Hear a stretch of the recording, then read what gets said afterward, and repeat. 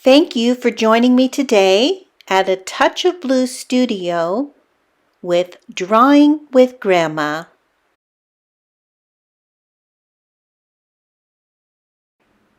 Today's demonstration is a continuation of lesson number 25.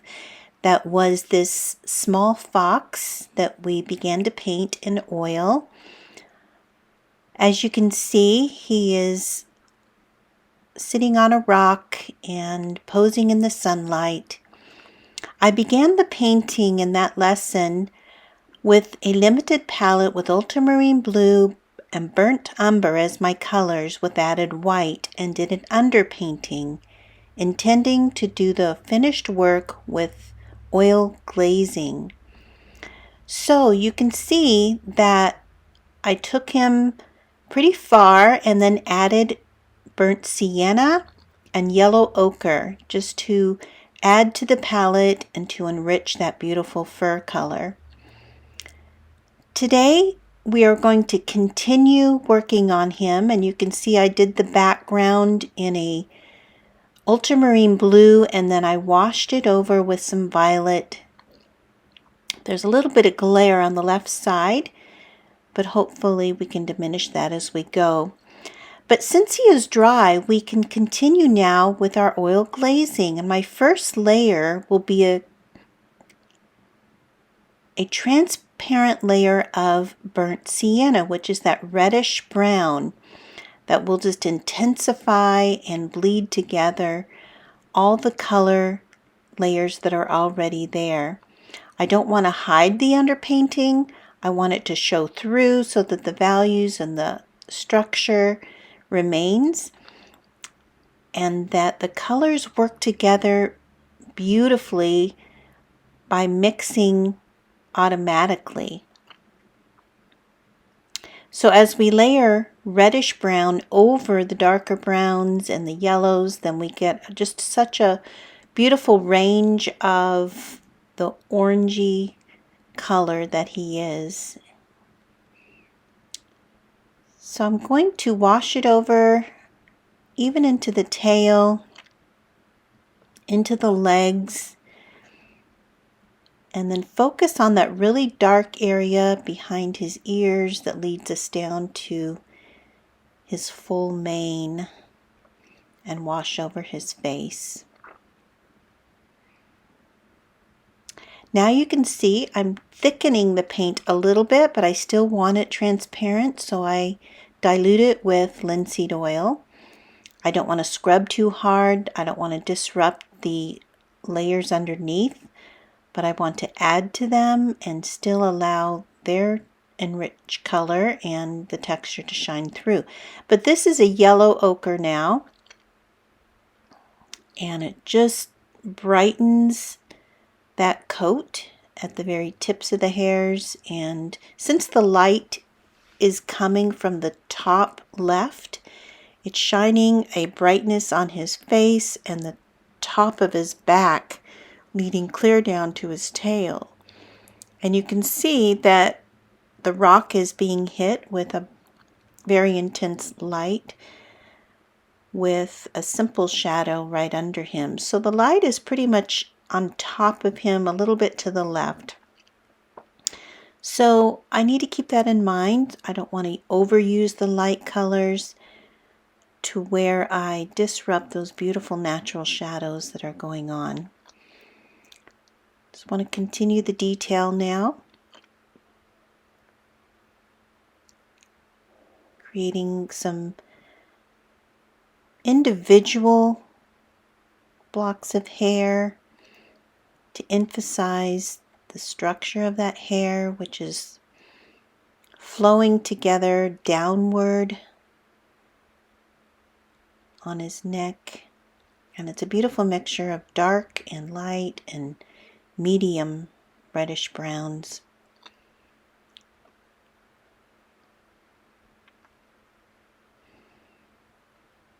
Since I switched out the background color, I have to go back now and take those hairs into the background. You may recall that I had laid in a brownish, medium brown for the background and took the edges of him into it while it was wet. But then I decided to switch out the color. So I'm going to have to do that now, is by trying to take those little hairs into the background as I paint these details.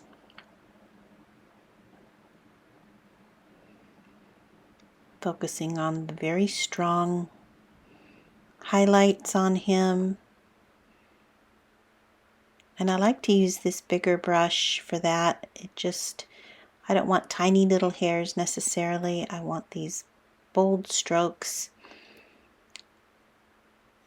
And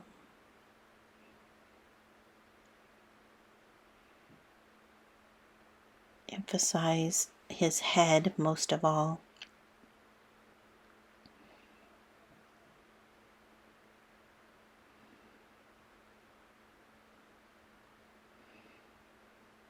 Okay, we're bleeding those together. I think his mane is a little bit fuller, and then that arch in his back needs to be a little bit more descriptive of his posture, so I'm going to work on that.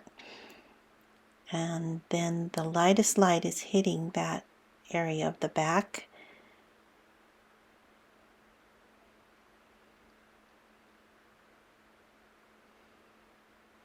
And be sure that I get it into the background enough to where it gives the sense that the hairs are lifting off him, but I don't want to exaggerate it too much.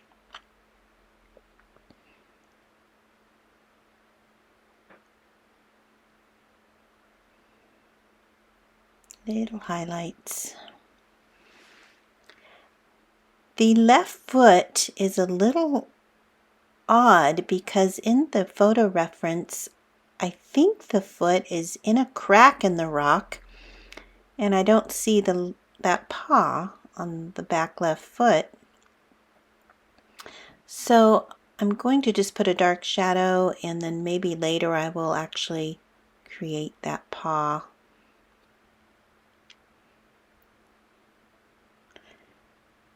I want to work on fine detail now with the darkest brown and maybe a touch of black, just to emphasize the eye shape, that little smile,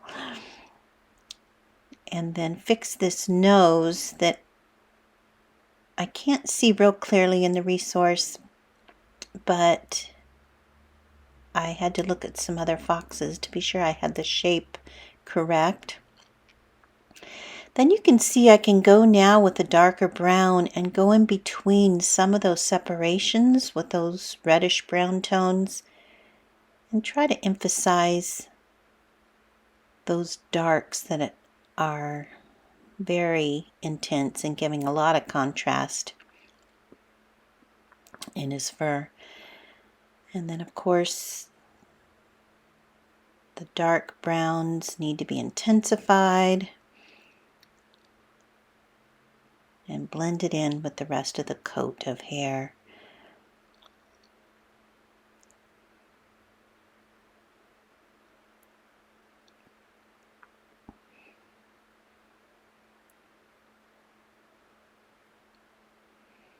I don't think I'll take him too much further, but wanted you to watch this process of the underpainting with oil glazes on top and just seeing the stages of this kind of approach to oil painting. It's my favorite approach for these small paintings and makes a lovely just study of a subject that interests you.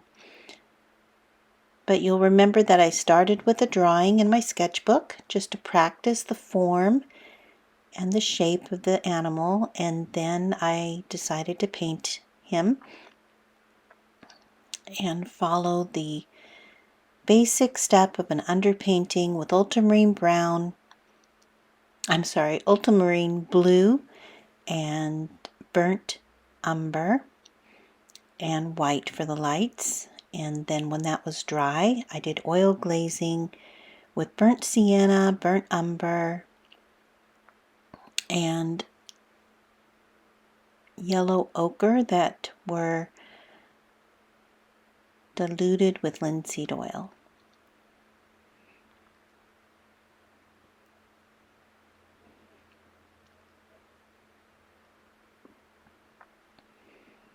Just a little bit more highlights, a little bit more emphasis on the light. That beautiful face where the light is strongest. I may touch up just the edges of the rocks because they're being hit as well with some strong light. And that brow, a little spot in his eye for the highlight. The shape of those ears and little hairs.